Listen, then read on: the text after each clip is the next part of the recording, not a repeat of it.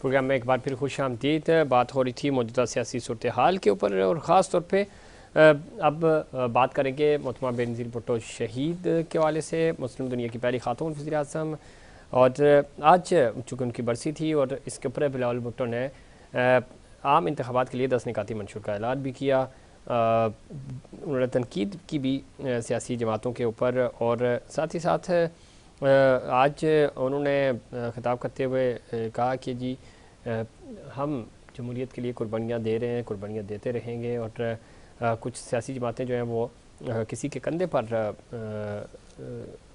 सियासत कर रही हैं और साथ ही साथ उन्होंने कहा कि एक सियासतदान जेल से निकलने और दूसरा जेल से बचने के लिए इलेक्शन लड़ रहा है। इल्ज़ाम तो लग रहे हैं लेवल प्लेइंग फील्ड का के गिले शिकवे भी पाकिस्तान पीपल्स पार्टी की तरफ से किए जा रहे हैं। दूसरी तरफ आज मुराद अली शाह जो कि साबिक CM हैं, उन्होंने भी पाकिस्तान तहरीक इंसाफ के चेयरमैन पर तनकीद की। उन्होंने कहा जी अमरीत को जमहूरियत का नाम दिया हुआ था उन्होंने और इस मौके पर वो ख़ास तौर पर ये कह रहे थे कि बेनज़ीर भुट्टो ने मुझ समेत तमाम कारकुनों को तरबियत दी है कि हम जमहूरियत के लिए जद्दोजहद जारी रखें, अपनी कुर्बानियाँ दें और कभी भी किसी भी मुश्किल से पीछे ना हटें। वो कहते हैं कि पाकिस्तान पीपल्स पार्टी हकीकी जमहूरियत चाहती है। जमहूरियत का ख़तरा हो तो पाकिस्तान पीपल्स पार्टी के कारकुन डर कर छुपेंगे नहीं और जमहूरियत का भरपूर साथ देंगे, दिफा करेंगे। इसके ऊपर ख़ास तौर पर आज जब बिलावल भुट्टो ने तकरीर की तो उन्होंने 10 निकाती मंशूर का ऐलान भी किया। उन्होंने कहा कि जी पाकिस्तान पार्टी पुरानी सियासत को दफन कर देगी और उन्होंने कहा तुम कितने भुट्टो मारोगे, हर घर से भुट्टो निकलेगा, जो कि एक रिवायती नारा है। वो समझते थे कि बेनज़ीर भुट्टो को शहीद करके गरीबों की आवाज़ को दबा देंगे। मुझे पाकिस्तान पीपल्स पार्टी के जैलों पर फ़ख्र है। कुछ कुव्वतों ने सोचा बेनज़ीर भुट्टो को रास्ते से हटाकर पाकिस्तान पीपल्स पार्टी ख़त्म हो जाएगी। मुल्क को सिर्फ पाकिस्तान पीपल्स पार्टी बचा सकती है और सिर्फ पीपल्स पार्टी मुल्क को दरपेश तमाम मसाइल का मुकाबला भी कर सकती है। साथ ही साथ वो फरमा रहे थे कि जी सिर्फ अवामी राज मुश्किल से निकाल सकता है मुल्क को और मुल्क पर कोई जमात वफाक को बचा सकती है तो वो सिर्फ पाकिस्तान पीपल्स पार्टी है। पीपल्स पार्टी का मुकाबला किसी सियासतदान या सियासी जमात से नहीं है। पीपल्स पार्टी का मुकाबला महंगाई, बेरोज़गारी, गुर्बत से है। पीपल्स पार्टी से इलेक्शन से डरती नहीं, इसको मुकाबला समझती है। कायदे अवाम ने सिखाया है कि ताकत का सरचश्मा अवाम है, यही समझने से मुल्क को तरक्की करेगा। और आगे चलकर वो कहते हैं जी पुरानी सियासी जमातें और सियासतदान माजी बन चुके हैं। पाकिस्तान पार्टी पुरानी सियासत को दफन कर देगी। पार्टी तकसीम, नफरत, पुरानी सियासत का खात्मा करेगी। कोई जेल से निकले और कोई जेल से बचने के लिए सियासत और पाकिस्तान की के बारे में कोई नहीं सोच रहा। तो इस तरह उन्होंने बड़ा अच्छे तनकीद भी की। इस पर मज़ीद बात करेंगे पाकिस्तान पीपल्स पार्टी के सीनियर रहनुमा जनाब नदीम अफजल चंद साहब से। नदीम अफजल चंद साहब ने हमें ज्वाइन किया है, बहुत शुक्रिया आपने प्रोग्राम में वक्त दिया। किस तरह देखते हैं पाकिस्तान पीपल्स पार्टी ने अपने मंशूर का ऐलान भी कर दिया है, बिलावल आएगा और रोज़गार लाएगा, बेनज़ीर आएगी रोज़गार लाएगी, ये स्लोगन था 2007 में। आज हम देख रहे हैं कि यही स्लोगन सिर्फ नाम ही चेंज हुआ है, ये नारा सामने आ रहा है। और दूसरी तरफ नौजवान लीडरशिप का कितना किरदार है। बिलावल आज बार बार ये कह रहे थे कि पुरानी सियासत को भी दफन करेंगे, नफरत को भी दफन करेंगे। मंशूर भी वही, नारे भी वही। क्या कुछ नया बदलेगा और कितना इनपुट है नौजवान नस्ल का? देखें जी, ये एक मंशूर कमेटी थी जिसने ये मंशूर बनाया। पॉलिटिकल और तमाम मकातब फिक्र से भी इनसे इनपुट है, ज़राअत के हवाले से भी, एजुकेशन के हवाले से, लेबर के हवाले से, जो हमारे पार्टी की तंजीमों के जो जिस तरह किसान विंग है, लेबर विंग, और सबसे इनपुट भी लिया गया और इसके ऊपर प्रॉपर एक थिंक टैंक पर बिठाया गया पार्टी का। और प्राइवेट सेक्टर से भी लोग लिए गए जिन्होंने बैठ के इस पार्टी को, हमने इससे पहले भी जो काम किए हैं, प्योर पार्टी का मेन काम तो यही है कि पॉवर्टी, बिलो द पॉवर्टी जो लोग जी रहे हैं उनके लिए बेहतर करना। जिस तरह बिस्क का प्रोग्राम था, जिस एग्रीकल्चर के अंदर इनकलाब लाना, गंदम सरप्लस सिर्फ प्योर पार्टी के दौर में हुई। तो ये वजूहत की रोजगार, जब ज़राअत आपकी ठीक होगी, जब इंडस्ट्री आपकी चलेगी, एनर्जी आपकी पूरी होगी, तो रोजगार जरूर आएगा इंशाल्लाह। रोज़गार ज़रूर आएगा। और दूसरी तरफ सिंध में पाकिस्तान पीपल्स पार्टी एक अरसे से हुकूमत में है, 15 साल हो गए मुसलसल। पंजाब में पाकिस्तान पीपल्स पार्टी हमें दूर दूर नहीं नज़र आ रही जहाँ से आपका ताल्लुक़ है। पिछले इंतखाबात में भी बड़ी मायूस कौन कारकर्दगी थी। कोई कम्पैक हो सकता है। KP बुरी तरह आप मुतासिर हैं, वहाँ पे भी एक दो डिस्ट्रिक्ट्स हैं और कुछ हल्के हैं जहाँ पे आपकी पोजीशन बेहतर है। यही सूरत बलूचिस्तान की भी है, तो क्या कोई सरप्राइज़ मिल सकता है पंजाब से ख़ास तौर पे? देखें जी, इंशाअल्लाह ताला आप देखेंगे कि बलूचिस्तान में और केपीके में इस वक्त एक ही पार्टी है पंजाब में जो जलसे भी कर रही है, कन्वेंशन भी कर रही है और बाकायदा अपना प्रोग्राम लोगों के अंदर हर मसले का हल दिया जा रहा है। तो मैं समझता हूँ कि इस वक्त जो यूथ है वो बिलावल के साथ बैठ के, और जो पुराने लोग पीपल्स पार्टी के थे, जिनके बुजुर्गवार जो पुराने थे, जिनकी तीसरी नस्ल आ रही थी पार्टी के साथ, उनके एक डिस्कनेक्शन पैदा हो गया था लीडरशिप के साथ, राबते की कमी हो गई थी। अब 17 साल बाद जब बिलावल मैदान में आया है और गली गली जा रहा है अपने बीमार वर्करों की इयादत के लिए, फौजियों पे जा रहा है, उनके घरों में, उनके जो हमारा सोशल सेटअप है, तो मैं समझता हूँ इससे लोगों को पंजाब में जो वर्कर था और एक दरमियान में बैठा हुआ बंदा था जिसको पॉलिटिकल पार्टी चूज करनी होती है कोई ना कोई, तो वो उसके लिए पीओ पार्टी के लिए उसके बहुत नरमी पैदा हुई है और एक क्रेज आया है। और मैं समझता हूँ कि यूथ के लिए भी और नौजवानों के लिए और बिलखसूस किसानों के लिए, मजदूरों के लिए पीओ पार्टी के साथ एक अच्छा रिश्ता नया लोग इस्तेमाल करना भी चाहते हैं जो पहली दफा सियासत में इन हो रहे हैं। तो इस वजूहत की बुनियाद पर पीओ पार्टी आप देखेंगे पंजाब, केपी के और बलूचिस्तान में भी अच्छा रिजल्ट देगी, कम बैक करेगी बलूचिस्तान में, पंजाब में और केपी में। दूसरा बेनज़ीर भुट्टो शहीद की बरसी है और ज़ाहिर है मुस्लिम उम्मा की पहली खातून वज़ीर-ए-आज़म और कद्दावर शख्सियत थी। इस मौके पर आप क्या समझते हैं, चूँकि मंशूर भी बनाया जा रहा है पाकिस्तान पीपल्स पार्टी ख़वातीन को किस हद तक नुमाइंदगी देगी, और ताकि जो आम तकरीबन कुल आबादी का निस्फ से भी ज़्यादा हिस्सा ख़वातीन पर मुश्तमिल है, वो अट्रैक्ट कर सकें और वोट दे सकें पाकिस्तान पीपल्स पार्टी को? देखिए जी, सबसे ज़्यादा तो आप उस खातून का जिक्र करें जिसने इस मुल्क के लिए कुर्बानी दी, जमहूरियत के लिए कुर्बानी दी और कॉन्स्टिट्यूशन के लिए कुर्बानी दी, तो वो पीपल्स पार्टी। तो और दूसरा आप देख लें कि थरपारकर की अगर हिंदू औरत को भी, मिनॉरिटी की औरतों को भी और पाकिस्तान की औरतों को जो सबसे ज्यादा अहमियत दी गई वो पीपल्स पार्टी ने दी। और बिस्प का प्रोग्राम जो है जिसकी बुनियाद ही घरेलू औरत को उसका रोजगार देना, उसको इमदाद देना, और आप देखें लाखों लोगों को 400 अरब से ज्यादा इस वक्त बेनजीर कार्ड मिल रहे हैं।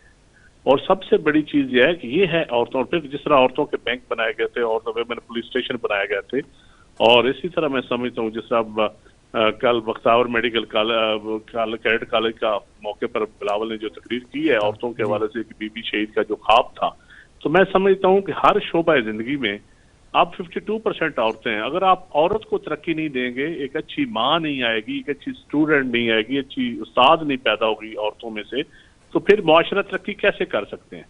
तो मैं समझता हूँ कि पहली दफा पीपल्स पार्टी ने इससे पहले भी और अब भी, पीपल्स पार्टी की तो सरबराह ही एक औरत थी, और अब मैं समझता हूँ कि अब भी हमारे मंशूर में जो वेमेन एम्पावरमेंट है ये सबसे बुनियादी जुज़ है। नदीम चंद साहब दुरुस्त फरमा रहे हैं, साथ ही साथ चूँकि इंतखाबी मुहिम लेवल प्लेइंग फील्ड का मुतालबा पहले दिन से आप कर रहे हैं, level playing field Pakistan Peoples Party को मिल गई, या अब जो सूरत हाल है जैसे भी कंडीशन है इसी कंडीशन में आगे बढ़ना है और इसी फील्ड के साथ ही आगे बढ़ रहे हैं, इलेक्शन में जाना है, या आपको लगता है कि नहीं लेवल प्लेइंग फील्ड आपको मिल गई हैं, अब आप सेटिस्फाई है?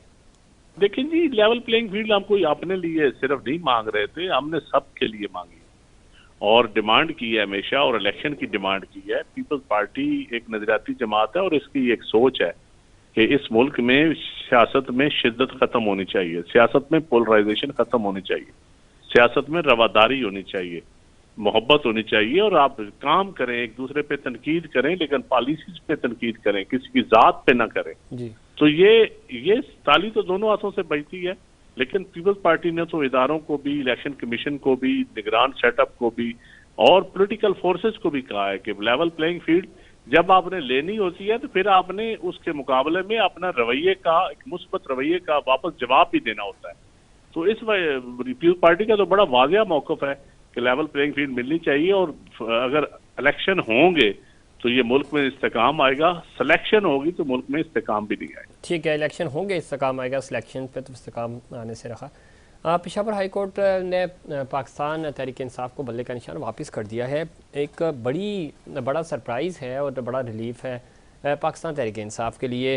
आप क्या समझते हैं कि वाकई अब पाकिस्तान तहरीक इंसाफ के लिए जो लेवल प्लेइंग फील्ड की बार बार बात भी हो रही थी, रिलीफ आपको मिलता हुआ नज़र आ रहा है? देखिए जी, मैं समझता हूँ किसी जमात का बुनियादी हक है उसका निशान उसकी मर्जी का होना, या कोई जुड़ा हो निशान किसी के साथ। इससे पहले हम तो ये भुगत चुके हैं कि तलवार ली गई थी पीपल पार्टी से, और फिर रातों रात हमें नई जमात बनानी पड़ी और पीर का निशान लेना पड़ा। लेकिन इन बातों से जमातें वक्ती तौर पर कमजोर होती हैं, कभी खत्म नहीं होती। तो मैं समझता हूँ कि अभी भी सब जमातों को एक अच्छे तरीके के साथ इलेक्शन में लड़ने का मौका मिलना चाहिए। बहुत शुक्रिया नदीम अफजल चंद साहब, प्रोग्राम में आपने वक्त दिया, और इसमें कोई शक नहीं तमाम ही पॉलिटिकल स्टेक होल्डर्स को बराबर मौका मिलना चाहिए। लेवल प्लेइंग फील्ड का जो मुतालबा कर रही हैं जमातें, और ख़ासतौर पर इंतखाबी निशान हों, और नदीम अफजल चंद साहब ने माजी का जिक्र किया, इस तरह की चीज़ें होती रही हैं, नहीं होनी चाहिए, लेकिन बदकिस्मती से ये सब कुछ हो रहा है मुल्क पाकिस्तान में। अभी भी वक्त है तमाम स्टेक होल्डर्स मिलकर अपने लिए तमाम आवाज़ जो है वो बुलंद करें अपने हकूक़ के लिए, और एक अच्छी जंग लड़ें ताकि इलेक्शंस साफ शफाफ हो सकें। 8 फरवरी 2024 को जब इलेक्शंस हों और उसके नताइज हों तो सबको काबिल कबूल हो चुके। उससे पहले तमाम स्टेक होल्डर्स को ग्राउंड जो है वो हमवार मिलना चाहिए, जिसका शिकवा ख़ुद पाकिस्तान पीपल्स पार्टी और पाकिस्तान तहरीक इंसाफ बिलखसूस करते हुए नज़र आ रहे हैं। क्या ये माहौल मोमेंटम बनेगा और उनको ग्राउंड इस तरह मिलेगा जो कि सब जमातों का आइनी हक है, जो जिस तरह नदीम अफजल चंद साहब बता भी रहे थे। लेकिन सूरत हाल क्या होगी, सरप्राइज़ क्या होंगे, ये आने वाले वक्त में हम इसके ऊपर मज़ीद बात करते रहेंगे। और दूसरी तरफ ज़ाहिर सियासी जमातें जो हैं वो अपनी कोशिश भी कर रही हैं कि किसी न किसी तरह पॉलिटिकल जो एक्टिविटीज़ हैं वो कंटिन्यू की जा सकें, थोड़ा सा माहौल बन सके, इलेक्शंस की तरफ जा सकें वो। और सर्वे भी हो रहे हैं इसमें, और इन सर्वे रिपोर्ट्स को जब हम मद्देनज़र रखते हैं तो उसमें बहुत ज़्यादा जो सूरत हाल है वो हर जगह से हमें पाकिस्तान पीपल्स पार्टी अगर वो नंबर 1 पे नहीं है तो नंबर 2 पे ज़रूर नज़र आ रही है। तो ये एक अलार्मिंग सिचुएशन होगी बाकी जमातों के लिए भी, और शायद एक बड़ा सरप्राइज़ भी हो सकता है अगर इलेक्शंस इसी तरह हुए और लोगों को वोट डालने का मौका मिला, और जो पाकिस्तान तहरीक इंसाफ के कैंडिडेट्स हैं उनको भी लेवल प्लेइंग फील्ड मिली, तो मामलात बड़े सरप्राइज़ की तरफ जा सकते हैं। लेकिन ये सब चीज़ें क्या हो पाएंगी इसी तरह जिस तरह प्लान हो रही हैं?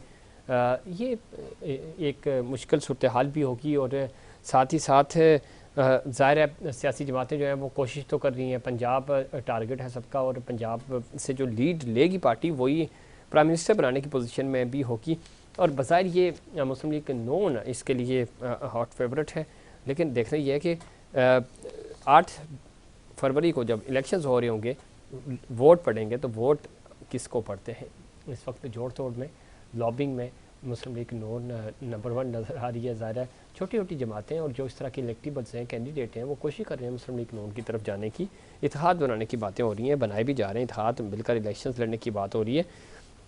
चूँकि ये वो चीज़ें हैं जो ज़ाहिर सियासी जमातें अपने आप को इलेक्शंस की तरफ ले जाने के लिए इस तरह की कोशिशें ज़रूर करती हैं ताकि वो अपने आप को अपनी पोजीशन को बेहतर कर सकें, वो लॉबिंग कर सकें, इत्तेहाद बना सकें, ताकि आने वाली हुकूमत वो बना सकें, उसके हवाले से प्लान कर सकें। जलसे जुलूसों की जब हम बात करें तो अभी तक कोई भी पॉलिटिकल पार्टी उस तरह के जलसे नहीं कर रही, इंतखाबी गेमा गेमी उस तरह नज़र नहीं आ रही जो माजी में इंतखाबी मुहिम का हिस्सा हुआ करती थी। वो मोमेंटम हमें बदकिस्मती से इस दफ़ा नज़र नहीं आ रहा। इसकी क्या वजह है, क्यों थोड़ा सा वाइड किया जा रहा है और खुलकर भी जलसे नहीं किए जा रहे? कैंडिडेट्स के नाम आना अलग बात है, लेकिन जब ये तो हल्के की सियासत के जलसे होते हैं, इसके अलावा जो जनरल एक्टिविटीज़ होती हैं वो भी तमाम बड़ी जमातें अवॉइड कर रही हैं। पाकिस्तान तहरीक इंसाफ हाई कोर्ट्स और अदालतों से रिव्यू कर रही है कि उनको जलसे जुलूसों की इजाज़त मिले ताकि वो अपने लोगों को एक्टिवेट कर सकें। दिलचस्प सूरत हाल होगी, ज़ाहिर गेमा गेमी ऐसा ऐसा बढ़ रही है, इलेक्शंस की सर्वे रिपोर्ट्स भी आ रहे हैं, एक दूसरे के ऊपर इल्ज़ामात भी लगाए जा रहे हैं। क्या मुस्तकबिल होगा और कैसे ये सियासी ट्रांजिशन आगे बढ़ेगी, जो कि बढ़नी चाहिए। ऑलरेडी इलेक्शंस लेट हैं और अब इलेक्शन मज़ीद लेट भी नहीं होने चाहिए। 8 फरवरी को इलेक्शंस हों, अवाम अपने मर्ज़ी की हुकूमत लेकर आएँ और पाकिस्तान की तकदीर का फैसला करें। यह था हमारा आज का प्रोग्राम। उम्मीद करता हूँ दीगर प्रोग्राम्स की तरह आज का प्रोग्राम भी आपको पसंद आएगा। मुझे इनसाइड पाकिस्तान की पूरी टीम को दीजिए इजाज़त। अल्लाह ने के बाद।